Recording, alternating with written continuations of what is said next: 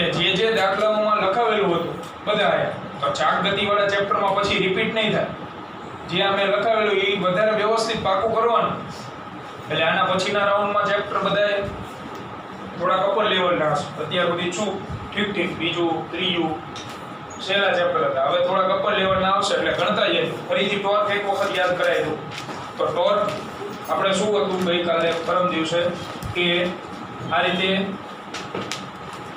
બે તણાવ બળ લાગતા હતા. અહીંયા ખૂણો બનતો હતો θ1 તો આ બાજુનો ઘટક હતો T1 cos θ1 આ સાઈડનો ઘટક હતો T1 sin θ1 એવું ને એવું અહીંયા હતું T2 sin θ2 T2 cos θ વજન બળ અહીંયા લાગ્યું ડબલ. તો બે વસ્તુ આપણે તમને કીધી હતી રેખીય સંતુલનમાં બળ 0 થાય. ટોર્ક ગણતી વખતે ધ્યાન શું રાખવાનું તો ટોર્ક બરાબર શું લખાય બળ ગુણ્યા લંબ અંતર. લંબ અંતર કોનું ને ક્યાંથી તો બળની કાર્યરેખાનું નિશ્ચિત બિંદુ. તો એવું સમજાવેલું છે આપણે કે નિશ્ચિત બિંદુ ને બળની કાર્યરેખા અડે તો એનું ટોર્ક શું લઈ લેવાનું 0. જેમ કે આની કાર્યરેખા લંબાવો અડી જાય આ ગયું. આની કાર્યરેખા લંબાવો અડે આ ગયું. આ તો પોતે સંપર્કમાં જ છે તો વધે ખાલી બે. આના તો ઘટક લઈ લીધા એટલે આ તો ઓલરેડી જતું રહે. તો ટોર્ક લેતી વખતે ત્રણ બાબત નિશ્ચિતપણે લખવાની. પહેલું નિશ્ચિત બિંદુ, બીજું વિષમઘડી ટોર્ક અને ત્રીજું સમઘડી. વિષમઘડી હું ધન લઉં તો સમઘડી ફરજિયાત ઋણ લેવાની. આ સિસ્ટમ હતી આપણે. તો નિશ્ચિત બિંદુ તરફ વાળવાનું. આની કાર્યરેખા નિશ્ચિત બિંદુ તરફ વળો એટલે આમ વળે તો સમઘડીથી અને આ બાજુ વાળો એટલે વિષમઘડી. આ રીતે આપણે બે સમીકરણો મેળવાતા. તો છેલ્લે સમીકરણો આવી ગયા હતા. અહીંયાથી સાદુરૂપ બાકી હતું એ પૂર્ણ કરીએ અને પછી આગળના દાખલાઓ જોઈએ. આગળના દરેક દાખલામાં આ સિસ્ટમ આવશે. શું સાદુરૂપ આવ્યું છે? બે સમીકરણ મેળવ્યા ને. પહેલું સમીકરણ હતું T1 sin θ1 T2 sin θ2 અને cos θ1 અને cos θ2. તો સમીકરણ 1/2 લેતા તો સમીકરણ 1 ની ડાબી બાજુ T1 sin θ1 છેદમાં બોલો છેદમાં સમીકરણ 2 માંથી શું લખાય? છેદમાં જેની આગળ D1 હોય ને લખાય. કારણ કે D1 શું થઈ જવું જોઈએ? ઉડી જવું જોઈએ. એટલે D1 cos θ1 2 - D એવું લખાય. એ જમણી બાજુ લખાય તો ગુણોત્તર તો ગમે એમ લઈએ તો તમે A બરાબર B હોય B બરાબર A લખાય કે એવી રીતે. એટલે અહીંયા સિલેક્ટ કરવાનું પદ D1 cos θ1 into 2 - D. જમણી બાજુ હતું T2 sin θ2. બોલો છેદમાં શું આવે તો T2 cos θ2 into D. આવી રીતે થઈ ગયા. T1 D1 cancel, T2 D2 cancel. જો તો sin ના છેદમાં cos પણ ધ્યાન રાખવું નાનકડો એવું ખૂણો સમાન હોવો જોઈએ ને.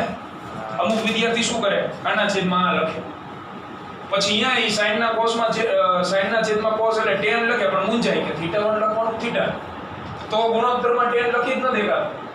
સમજાય? એટલે આ નાનકડી એવી બાબતનું ધ્યાન રાખવાનું ગુણોત્તર પર. તો અહીંયા લખાય tan θ1 છેદમાં 2 - D equal to tan θ2 અને છેદમાં D. આ tan θ2 છેદમાં લઈ લો અહીંયા tan θ1 છેદમાં tan θ2 equal to આ સામે જતું રહે 2 - D upon D. બોલો θ1 કેટલું હતું? ડેટા લખાયું છે 53.1 ડિગ્રી અને tan 36.9 degree 2 - D upon D.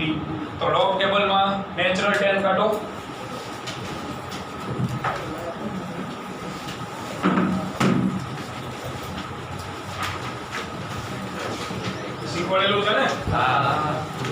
સૌથી પહેલા એક જ છે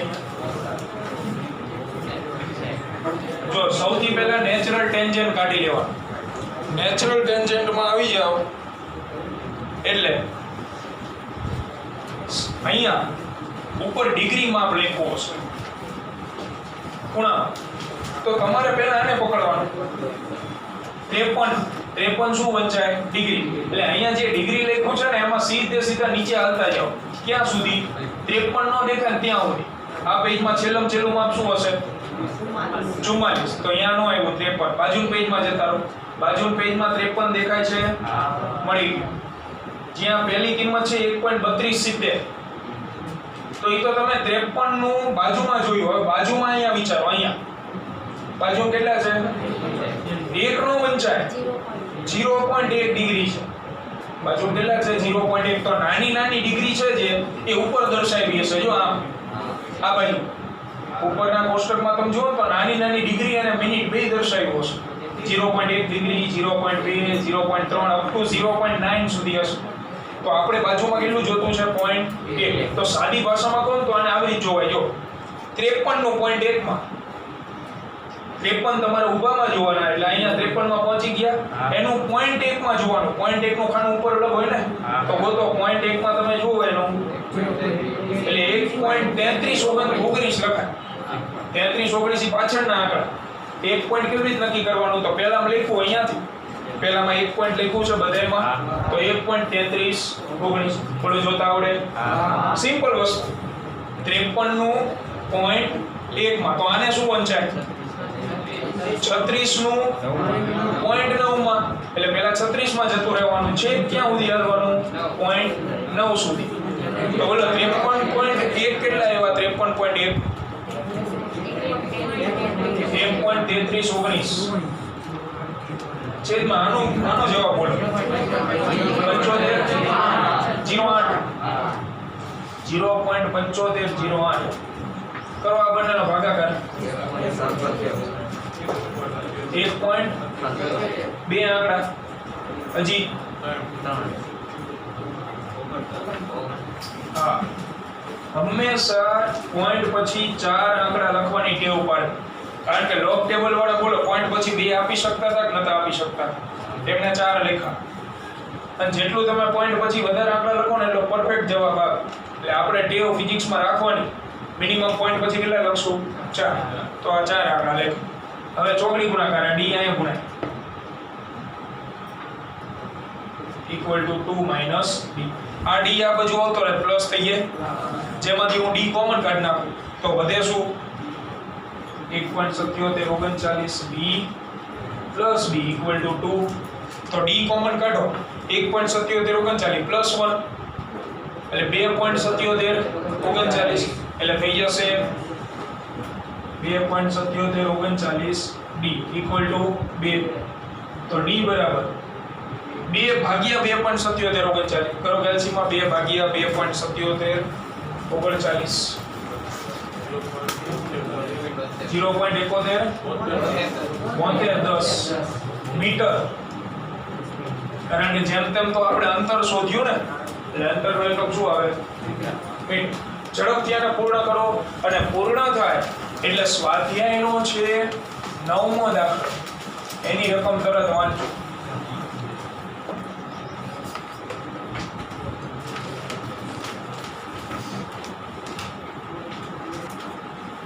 સમજવા જેવો દાખલો. હવેના બધે દાખલા સહેલા જ આવશે એકદમ. લખાણની દ્રષ્ટિએ નાના એવા દાખલા, પણ બુદ્ધિની દ્રષ્ટિએ મોટા દાખલા. એવો લખાણ ફક્ત ભરી નહીં આવે. અડધા પેજના દાખલો અડધો પેજ ગણો એટલે પૂરો થઈ ગયો દાખલો પૂરો. પણ એમાં તમારે થોડી બુદ્ધિ વ્યવસ્થિત વાપરવી પડશે.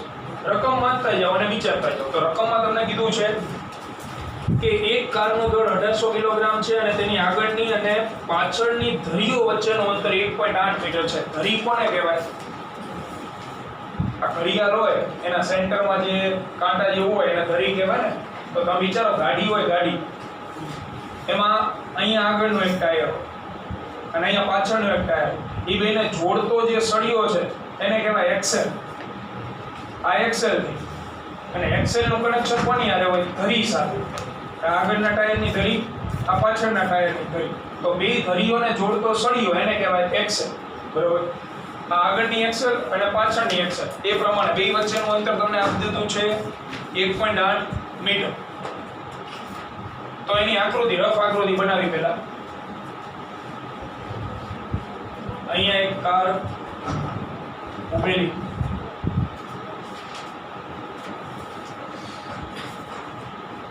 આ મુજબ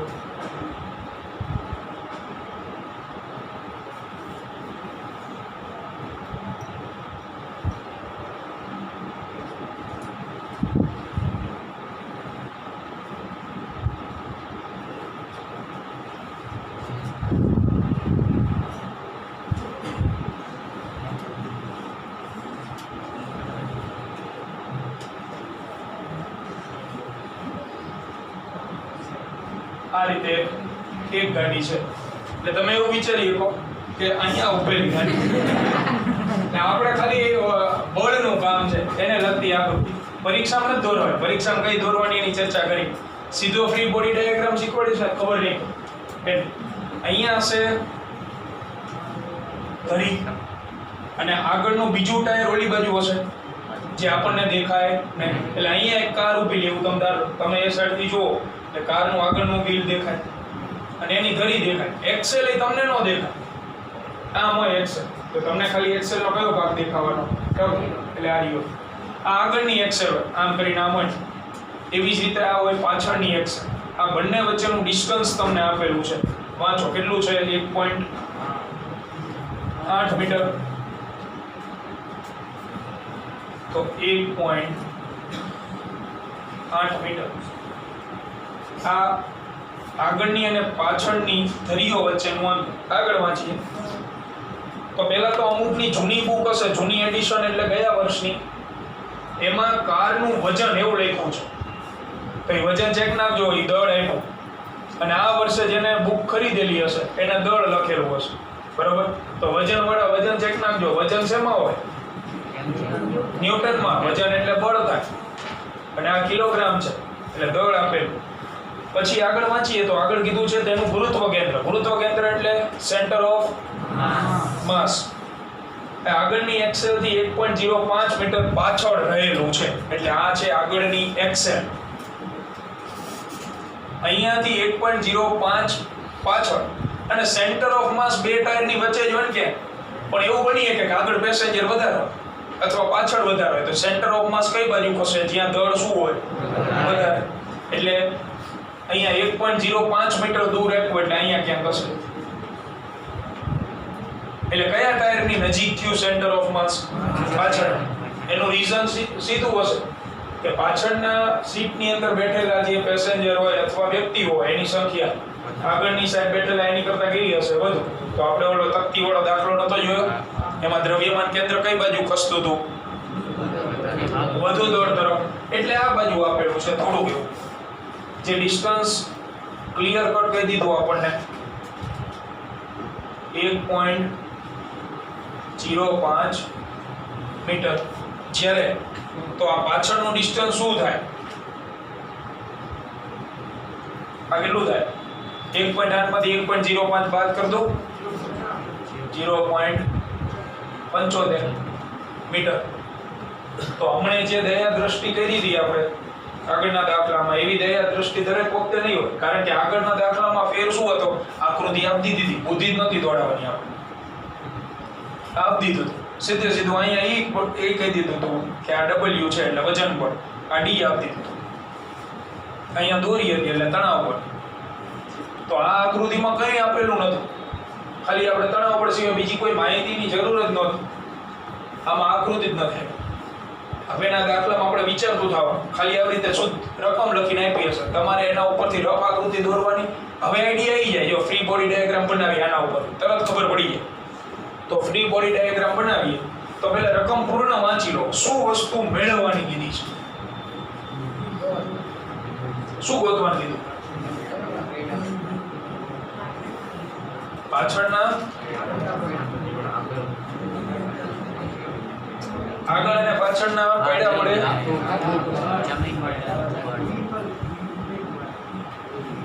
આગળના અને પાછળના પૈડા પર લાગતું બળ શોધો. કઈ રીતે ગોતો?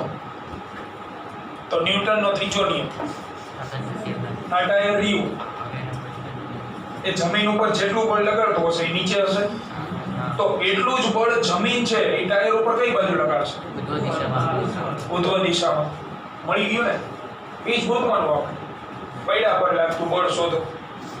આ ટાયર જમીન ઉપર નીચે બળ લગાડશે, તો જમીન એના ઉપર એટલું ને એટલું બળ ક્યાં લગાડશે? ઉપર. તો જો ફ્રી બોડી ડાયાગ્રામ આનો આવી રીતે બને.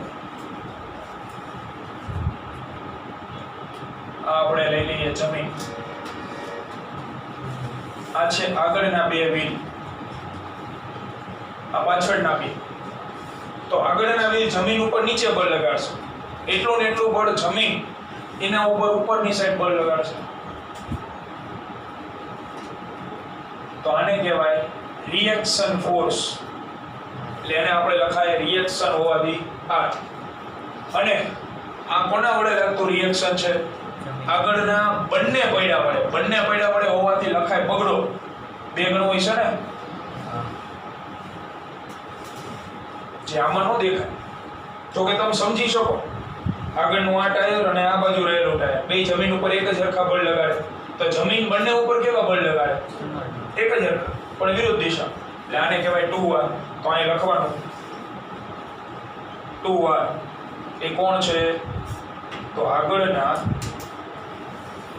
બંને પૈડા પર જમીન વડે લાગતું કેવું બળ?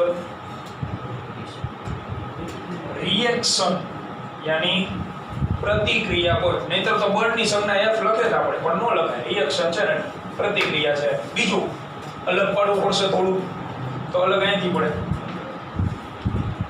આગળના હોવાથી એને લખાય ફોરવર્ડ, એટલે RF. અને બગડો શું કામ ગણ્યો? બંને પૈડા ઉપર લાગતું રિએક્શન ફોર્સ છે. સેમ કન્ડિશન કોની થાય? તો એને આપણે આમ દર્શાવીએ. એને આપણે લખશું રિએક્શન ફોર્સ પણ 2r બેકવર્ડ. બેકવર્ડ એટલે પાછળ. તો એને લખાય 2rb ઇક્વલ ટુ પાછળના બંને પૈડા પર જમીન વડે લાગતું પ્રતિક્રિયા બળ. ચલો બીજું એક બળ નજરમાં આવે છે.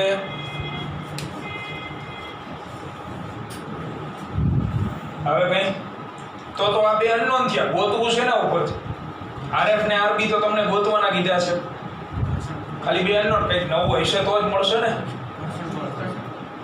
રકમમાં કીધું ગતિ કરે એમ. ઘર્ષણ બળ ક્યારે લાગે?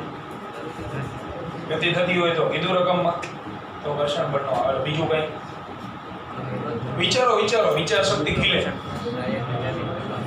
અને બધું તમને દેખાય એવું જ છે. પાછું અહીંયા દોરેલું, ચોપડીમાં લખેલું. ખાલી હિન્ટ આપું ને એટલે ખબર પડે. હા, હવે ખબર પડી. પહેલા જ ચેક કર્યું નહીં મેં. વજન દળ હોય તો વજન બનાવે કે ન આવે?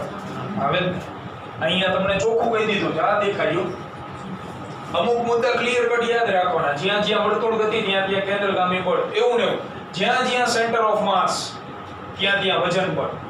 કારણ કે સેન્ટર ઓફ માસ એટલે શું? કે પદાર્થનું દળ જે જગ્યાએ કેન્દ્રિત થયેલું હોય ને, એટલે દળ કેન્દ્રિત થયું હોય તો અહીંયા વજન બળ આવે. કારણ કે દળ એટલે m અને વજન બળ એટલે m * g.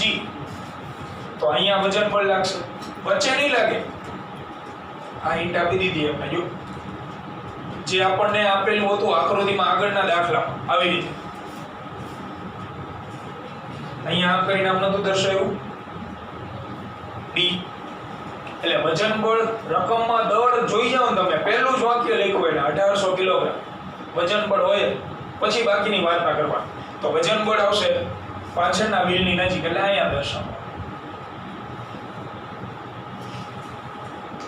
તો આ થઈ ગયું W, એટલે કે mg વજન બળ. ડિસ્ટન્સની વાત કરી લઈએ જેથી ટોર્કમાં સરળતા રહે. કારણ કે પરીક્ષામાં આ આકૃતિ આપણે દોરવાની નથી, સીધી આ દોરવાની, તો અંતર આમાં લખી નખાય. એટલે આ છે 1.05 મીટર, જ્યારે આવડું આ 0.75 મીટર. આકૃતિ બોલો, આને કહેવાય ફ્રી બોડી ડાયાગ્રામ. જે સીધો દોર્યો હોય તો કઈ ખબર ન પડે, ગતાગમ જ ન પડે. આના ઉપરથી ખબર પડી જાય. બોલો, કોઈને કઈ પ્રશ્ન? હવે સિમ્પલ દાખલો, બે અનનોન ગોતવાના. કેટલા સમીકરણ બનાવશો? બે. સોલ્વ કરી નાખો એટલે જવાબ આવી. એટલે ગણતરીમાં કઈ કાઢવાનું ન હોય, જે કહો એ ફ્રી બોડી ડાયાગ્રામના લોજિકમાં છે. ચોપડી બહારના દાખલા પરીક્ષામાં ક્યારે આવતા તો ઘણી ફ્રી બોડી ડાયાગ્રામ આવશે 3 થી 4, જે અલગ અલગ દાખલા આપણે ભણવીને એમ, એ સિવાય નવા આવવાના નથી. ચલો, પહેલું સંતુલન લઈ રેખીય. બોલો, રેખીય સંતુલનની શરત શું હતી? બળ 0. રેખીય સંતુલન માટે કુલ બળ ઇક્વલ ટુ 0. તો આપણે શીખડે એવું છે, સમાન દિશામાં બળ હોય તો શું કરવાનું? સરવાળો. વિરુદ્ધ દિશામાં હોય તો આ બોલ પેન ઉપર હું આ બાજુ બળ લગાવું 10 ન્યૂટન, એ જ બાજુ બળ લગાવું 2 ન્યૂટન, કઈ બાજુ ખસે? કેટલા બળથી?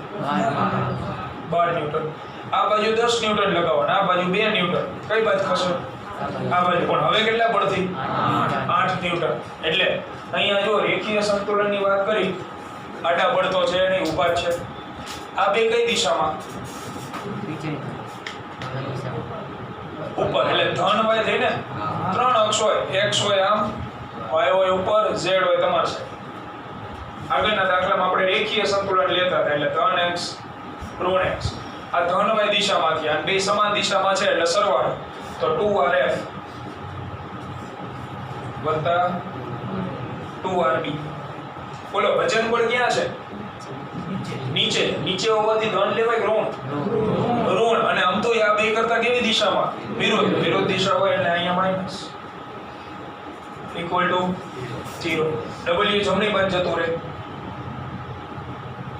2rf 2rb equal to w. w જગ્યાએ લખાય શું? mg. દળ આપ્યું છે 2rf 2rb equal to mg. કરો ગુણાકાર. m કેટલું? 1800 રકમ આપ્યો અને g કેટલો લેવાય? 9.8. કરો ગુણાકાર બેનો.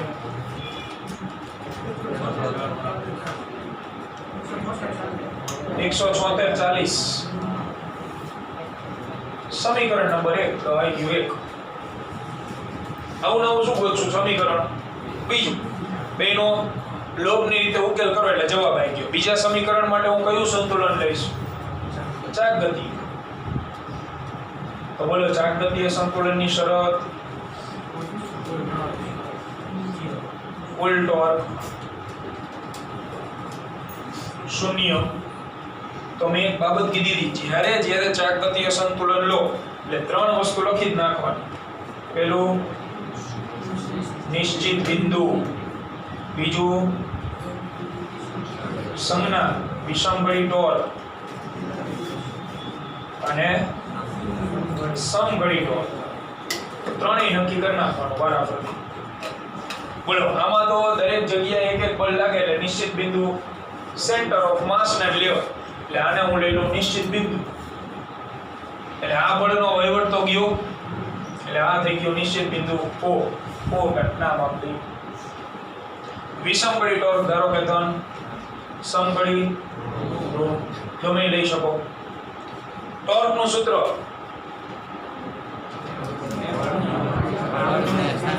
ગુજરાતીમાં જ યાદ રાખવાનું. ટોર્કનું સૂત્ર બળ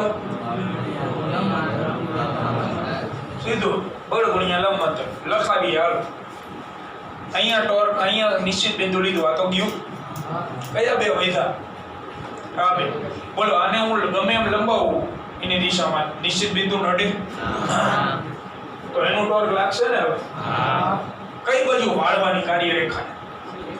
નિશ્ચિત બિંદુ તરફ. અને મૂળાઓ આ બાજુ. સમગળી વિષમગળી. સમગળી કેવું લેવાનું કીધું? તો પહેલા જ નિશાની મૂકતો માઈનસ. હવે સૂત્ર લખો. તો સૂત્રમાં આવશે બળ ગુણ્યા લંબ અંતર. બળનું મૂલ્ય કેટલું? 2rf. લંબ અંતર તો બળની કાર્યરેખાનું નિશ્ચિત બિંદુથી લંબ અંતર કેટલું છે? 1.05. ચાલો એક વહીવટ પૂર્ણ લાગ્યું. આનું તો આવવાનું નથી. અહીંયા આવો, આને લંબાવો તમે, અડે નહીં તો ટોર્ક લાગશે. કઈ બાજુ વાળું? નિશ્ચિત બિંદુ તરફ. સમ કે વિષમ? વિષમ એટલે કેવું લેવાનું કીધું? પહેલા જ નિશાની. હવે સૂત્ર, ટોર્કનું સૂત્ર બળનું માન. બળનું માન કેટલું છે? 2rb. બોલો લંબ અંતર કેટલું છે? આટલું. આટલું એટલે 0.25. બીજા એકે બળ વધતા નથી, ઇક્વલ ટુ 0. આને સોલ્વ કરો, આની કિંમત આમાં મૂકો એટલે જવાબ આવી. ગણતરીમાં કંઈ જ નથી હોતું. જેવું તમે કહી શકો ટોર્કના દાખલામાં ગણતરીમાં કઈ એવી કોઈ માથાકૂટ કે ઉપાધિ હોતી નથી, પણ આ નક્કી કરવું ને એ જ મહત્વનું છે, જે તમને આવડવું જોઈએ. બરાબર. જ્યારે જ્યારે ટોર્કના દાખલા ગણી, આ પહેલું સ્ટેપ. FBD આવડે, FBD આવડે, એના ઉપરથી બે સમીકરણ બનાવો, રેખીય ચાક ગતિ, અને આગળ સોલ્વ કરી નાખો. ઝડપથી આને સોલ્વ કરી કરવા બેન ગુણાકાર 2 ગુણ્યા 1.05 એટલે 2.10 એટલો જ આવે ને. RF વત્તા 0.75 ગુણ્યા 2 1.50 RB ઇક્વલ ટુ 0. આ માઈનસ વાળું ઉપર જમણી બાજુ આવે પ્લસ થઈ જાય. 1.50 RB 2.10 RF.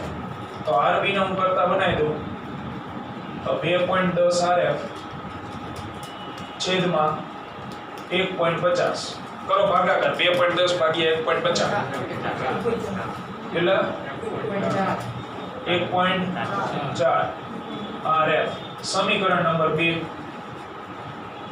તો આની કિંમત સમીકરણ 1 માં મૂક દો, જ્યાં RB દેખાય છે ત્યાં. જે સમીકરણ 1 માં મૂકો તો 2RF વત્તા 2 કૌંસમાં RB ની જગ્યાએ 1.4 RF ઇક્વલ ટુ 17,640. બોલો હવે નો ગુણાકાર 2.8 થઈ ગયા. પછી તો RF વાળા પદ જ રહ્યા ને, એટલે એનો સરવાળો થાય તો 2.8 વત્તા 2 એટલે 4.8 અને 4.8 આના ભાગાકારમાં લઈ જાઓ. 17,640 ભાગ્યા 4.8 પાછળ મુજબનો જવાબ આવી. 17,640 ભાગ્યા 4.8 36.75. એકમ શું લખશો તો બળ ગોઈતું. બળના એકમ શું હોય? ન્યૂટન. આનો જવાબ આવે ક્યાં મૂકી દેવાનો? સમીકરણ 2. એટલે તમને કોનો મળી જશે?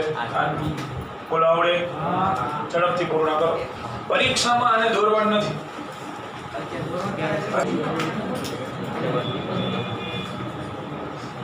5 માર્ક.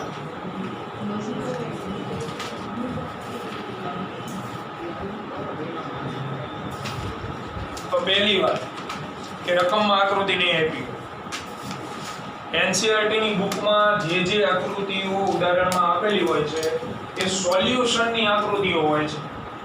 એટલે એવા ભ્રમમાં બિલકુલ નહીં રહેવાનું. આકૃતિ આપે ને આકૃતિ પણ બળ નહીં દર્શાવે. તમે આકૃતિ જોશો ઉદાહરણની તો એમાં બળ બધે દર્શાવેલા છે કે નહીં? તો એ તો સોલ્યુશનની આકૃતિ. બળ ગોતવાનું જ આપણું કામ છે. ફ્રી બોડી ડાયાગ્રામ હોય તો ફ્રી બોડી ડાયાગ્રામ જ આપણે બનાવવાનો હોય ને. જેમ કે સ્વાધ્યાયનો 7.8 નંબરનો દાખલો હતો તો એમાં બળ દર્શાવીને આપી દીધી આકૃતિ. ખાલી આવી સાદું આપી દીધું. એક બળ હતું એ તો ન દર્શાવ્યું તો આપણને ખબર હતી નીચે લાગે એમ. બરાબર. એટલે એવા વેમમાં નહીં, આ રકમમાં લખ્યું હશે આકૃતિમાં દર્શાવ્યા મુજબ. તો રકમની આકૃતિ કેવી હોય ને સમજાય તો એ પેલા રકમ વાંચતા જાઓ, જોતા જજો. એકદમ સહેલું છે. બળ વધારે ભલે દર્શાવ્યો હોય તો રકમની અંદર કીધું છે કે 3 મીટર લાંબી નિસરણી જે 20 કિલોગ્રામ વજન, જૂની ચોકડીમાં વજન હશે, ચેકિંગ દળ કરી નાખો. વજન નો આવે, દળ કરી નાખો. વજન આપેલું હશે ત્યાં શું કરી નાખવાનું? દળ. એટલું દળ ધરાવતી એક નિસરણી આકૃતિમાં દર્શાવ્યા મુજબ તેના નીચેનો છેડો દિવાલથી 1 મીટર દૂર છે અને ભોંયતળિયું અને દિવાલ ઉપર લાગતું પ્રતિક્રિયા બળ. હવે જો આવી રીતે આવે તો રકમની આકૃતિ પરીક્ષામાં ખાલી આટલી આપશે.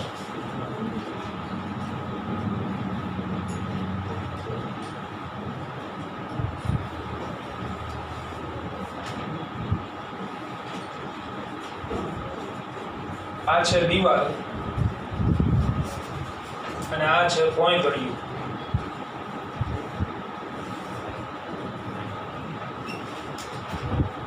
અને નિસરણીયા માટી મૂકી એટલી આકૃતિ આપી હોય, બીજું કઈ આપેલું ન, બીજું બધું આપણે શોધવું.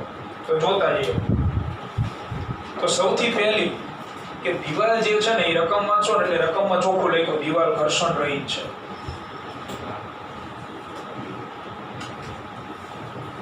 અને ભોંયતળિયા વિશે નહીં લખ્યું હોય ઘર્ષણ રહિત, એટલે એનો મીનિંગ ભોંયતળિયા ઉપર ઘર્ષણ બળ હશે, લાગે એમ. ભોંયતળિયામાં ઘર્ષણ બળ લાગશે, દિવાલમાં ઘર્ષણ બળ લાગશે ને. આ બે બાબત નાનકડી છે પણ કામમાં આવે એવી. જોજો. તો પેલી બે વસ્તુઓ ગોતવાની કીધી કે દિવાલ અને ભોંયતળિયા ઉપર લાગતું પ્રતિક્રિયા બળ ગોતો, જે આપણે કાઢી ગોતો તો નહીં. તો પેલી એક વસ્તુ જવાબ આપો કે નિસરણી અહીંયા લાવીને તમે ઊભી રાખી દો આમ, તો એ જમીન ઉપર કઈ બાજુ બળ લગાડે? નીચે. તો જમીન એના ઉપર રિએક્શન કઈ બાજુ લગાડે? ઉપર. એટલે જો નિસરણી આ પોઝિશનમાં હોત તો રિએક્શન ફોર્સ કઈ બાજુ હોત? ભોંયતળિયા વડે લાગતું ઉપર. પણ નિસરણી જે છે ને એ ઢળે છે અહીંથી, તો રિએક્શન ફોર્સ એ શું થાય? ઢળશે. એટલે નિસરણીની પોઝિશન તમને આપેલી છે આ રીતે. હા, આ નિસરણી. તો રિએક્શન ફોર્સ સીધું લાગવાની જગ્યાએ કઈ બાજુ લાગશે? હવે આમ હતું ને, એ તો ક્યારે સીધી હોત તો આ નિસરણી આ બાજુ પાડી દીધી આપણે, તો રિએક્શન ફોર્સ એ ત્રાસું આવે. એટલે આમ આ પહેલું રિએક્શન ફોર્સ. આ તમે અહીંયા દર્શાવી એક્ઝેક્ટલી નિસરણી ઉપર. પણ એ આપણે છેલ્લે જોશું શું કામ નથી દર્શાવતા. આ ખૂણો રહ્યો ને નાનો બનશે, એ છેલ્લે ખબર પડશે. આ તો ક્લિયર કટ થઈ ગયું કે શું કામ રિએક્શન ફોર્સ સીધું નથી. જો નિસરણી સીધી હોત તો રિએક્શન ફોર્સ કેવું હોત? સીધું. પણ નિસરણી આપણે પાડી દીધી એક સાઈડ. જો આ બાજુ પડેલી હોત તો આ બાજુ આવે. બરાબર. આ પહેલું જે ગોતવાનું. બીજી એક વસ્તુનો જવાબ આપો કે આ નિસરણીનો છેડો અહીંયા પડે એટલે આવડો આ છેડો રહ્યો એ દિવાલ ઉપર કઈ બાજુ બળ લગાડે? આ બાજુ. અને એ ખબર ન પડે તો ધારો કે અહીં દિવાલ ન હોત, કંઈક ખસી કે એવી વસ્તુ હોત, તો જેવી તમે નિસરણી પાડો તો આ જે વસ્તુ જે ખસી કે એવી છે એ વસ્તુ કઈ બાજુ ખસે? આ તરફ. એ તો દરેક વિદ્યાર્થીને ખબર પડે. તો વસ્તુ આ બાજુ ખસે, દિવાલ તો ખસવાની નથી. તો દિવાલ ત્યાં ઊભી છે, દિવાલ ઉપર નિસરણીના આ છેડે કઈ બાજુ બળ લગાડવું? આમ. તો આ દિવાલ નિસરણી ઉપર કઈ બાજુ રિએક્શન લગાડે? આ તરફ. એટલે આ થઈ ગયું એનું રિએક્શન ફોર્સ R2. આ બે અનનોન જે આપણે ગોતવાના, એ તો રકમ ઉપરથી ખબર પડી ગઈ આપણને કે આ બે વસ્તુ ગોતવાની, તે બે બળ તો દર્શાવવા જ પડે. ત્રીજી બાબત, જ્યાં જ્યાં દળ ત્યાં ત્યાં વજન બળ. રકમમાં 20 કિલોની નિસરણી આપી, 1-2 કિલોની નહીં, 20 કિલોગ્રામ. તો વજન બળ હંમેશા ક્યાં દર્શાવવાનું? સેન્ટર ઓફ માસ. તો આમાં તો સેન્ટર ઓફ માસ આપ્યું નથી, એટલે સેન્ટર ઓફ માસ ક્યાં લઈ લઈએ આપણે? એક્ઝેક્ટલી વચ્ચે. તો અહીંયા જે વજન બળ હશે એ કઈ બાજુ હોય? વજન બળ તો હંમેશા નીચેથી. આ થઈ ગયું વજન બળ W, જે mg જેટલું હોય. હવે બાકી કયા બળ લ્યા? તો એના માટે જો આ નાનકડી એવી બાબત કામમાં આવે. બોલો, દિવાલ ઉપર ઘર્ષણ બળ હશે? નહીં. અહીંયા તો હશે ને. હવે હજી ઘર્ષણ બળ દર્શાવવું પડશે મારે. તો ઘર્ષણ બળ ગતિની દિશામાં હોય, ગતિની વિરુદ્ધ? ગતિની વિરુદ્ધ દિશામાં. ગતિની વિરુદ્ધ. હવે જોતા જાવ. આ દિવાલ જે છે એ ઘર્ષણ રહિત હોવાથી આ છેડો અહીંયા ટકી શકે? લપસે? અહીંયા ઘર્ષણ બળ જ નથી. કોઈ પણ પદાર્થ શું કામ અહીંયા સ્થિર થઈ જાય? ઘર્ષણને લીધે. જો અહીંયા કાચની દિવાલ હોય એકદમ લીચી અને અહીંથી નિસરણી તમે પાડો તો એ છેડો રહ્યો એ લપસે. લપસીને કઈ બાજુ ગતિ કરે? નીચે. એટલે આવડો આ છેડો આ શબ્દને લીધે, આ શબ્દ આપેલો છે એને લીધે અહીંયા અહીંયા ઘર્ષણ બળ હાજર નહીં હોય તો આ છેડો કઈ બાજુ ખસશે? નીચે. આ છેડો નીચે ખસે તો આ છેડો કઈ બાજુ જાય? નીચેની બાજુ. આ બાજુ જાય ને? સમજાય છે? આ નિસરણીનો આ છેડો નીચે ખસે તો આવડો આ છેડો આમ ગતિ કરશે અને ઘર્ષણ બળ ગતિની કેવી દિશામાં? ત્યાંની ઘર્ષણ બળ લાગશે આ બાજુ, એટલે ફ્રિક્શન. બોલો સમજાય? શું કામ લાગ્યું હોય? કારણ કે આ શબ્દ આપેલો છે એટલે અહીંયા આ છેડો ટકવાનો જ નથી, એ લપસશે. જેવો એ લપસે એટલે આ છેડો રહ્યો એ આમ ગતિ કરશે અને ઘર્ષણ બળ એની ગતિની વિરુદ્ધ દિશામાં હશે. બીજું બળ તો તમે 5મા ચેપ્ટરમાં શીખી ગયા, ઘર્ષણ બળ ચડે છે લંબ બળ, પછી જ અચાનક આવતા હતા ને મ્યુ એસ, મ્યુ કે, મ્યુ આર. એટલે યાદ રાખો ફિઝિક્સમાં જ્યાં જ્યાં ઘર્ષણ બળ જોડે જોડે લંબ બળ આવે, જેમ સિંગારે પોતરા હોય એવી રીતે ઘર્ષણ બળ હોય ત્યારે મફતિયું કોણ હોય? લંબ બળ. અને લંબ બળ હંમેશા ઘર્ષણ બળને કેવું હોય?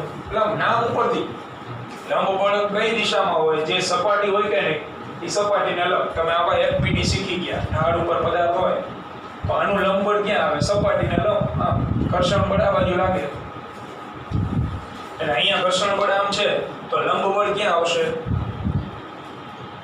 આ લંબ બળ આટલા બળ ચોપડી દર્શાવે, પતી ગઈ વાત. આટલા બળ આવે. પહેલા આપણે જે અનનોન હતા એ દર્શાવ્યા, ત્રીજું કોણ દર્શાવ્યું? દળ હોય ત્યાં શું હોય? વજન બળ. બાકી કોણ? તો આ શબ્દ પકડ્યા, એના લીધે જાણવા મળ્યું ઘર્ષણ બળ ગતિની વિરુદ્ધ દિશામાં, એટલે જ્યાં સિંગ ત્યાં પોતરું, એટલે ઘર્ષણ બળ તો લંબ બળ આવે. આટલા બળ ચોપડી દર્શાવે. તો આના ઉપરથી દાખલો સોલ્વ થઈ ગયા. બોલો આમાં એફપીડી માં ખબર ન પડે એવું કઈ સમજાઈ જાય? બરોબર. 5 માર્કનો દાખલો, એફપીડી દોર નાખો એટલે વાત પતે. હવે સોલ્યુશન, તો સોલ્યુશન સાવ સરળ, કારણ કે સોલ્યુશનમાં કઈ કાઢવાનું. પહેલી વસ્તુ તો આ દાખલામાં નિશ્ચિત બિંદુ કોને લેવાય? આને લેવાય, આને. કારણ કે આપણને એટલી ખબર છે નિશ્ચિત બિંદુ ઉપર જે બળ લાગતું હોય એના લીધે ટોર્ક લાગે. નિશ્ચિત બિંદુ ઉપર જે બળ હોય એનો ટોર્ક અત્યાર સુધી લેતા હતા. હમણાં દાખલો તમે ગણો, અહીંયા વજન બળ, અહીંયા શું લીધું હતું? નિશ્ચિત બિંદુ. બોલો એનું ટોર્ક ગણતરીમાં લેતા હતા આપણે, કારણ કે એનું તો લંબ અંતર મળે જ નહીં ને, લંબ અંતર આવે જ નહીં તો ટોર્ક લાગવાનું જ નથી. એટલે એવા બિંદુ પસંદ કરે જ્યાં બળ વધુ હોય, એટલે ગણતરી ઓછી થઈ ગઈ. તમે આને નિશ્ચિત બિંદુ લઈ લો, એક હારે કેટલાનું એન્કાઉન્ટર થઈ ગયા? 1 2 3 3 ગયા, એકેનું ટોર્ક ન મળે. અને આને લો નિશ્ચિત બિંદુ, આ એક જ મરે. આ બધાનું ગોતવાનું ઊભું. સમજ્યા શું કહેવા માંગુ? દાખલો થાય 4 પત્તાનો દાખલો થાય ને અડધા પત્તાનો થાય, મરજી તમારી. 4 પત્તાનો દાખલો કરવો હોય ત્યારે નિશ્ચિત બિંદુ લઈ લેવાનું, તો આ બધાના ટોર્ક આવશે. અને એમાં નથી આની કિંમત, નથી આની કિંમત, નથી આની કિંમત. તો પહેલા આની કિંમત ગોતવાની, પછી આની ગોતવાની, પછી આની મળે. અને અડધા પત્તાનો દાખલો, આને નિશ્ચિત બિંદુ લઈ લો, કઈ કિંમત ન આપી ક્યાં વાંધો આપણને, એના ટોર્ક ઓછો થઈ ગયા હોય. જી આની તો ખબર હોય, mg દળ આપ્યું છે 20, g 9.8, આની કિંમત ખબર, એક જ અનનોન ન્યુ ને મળી ગયા.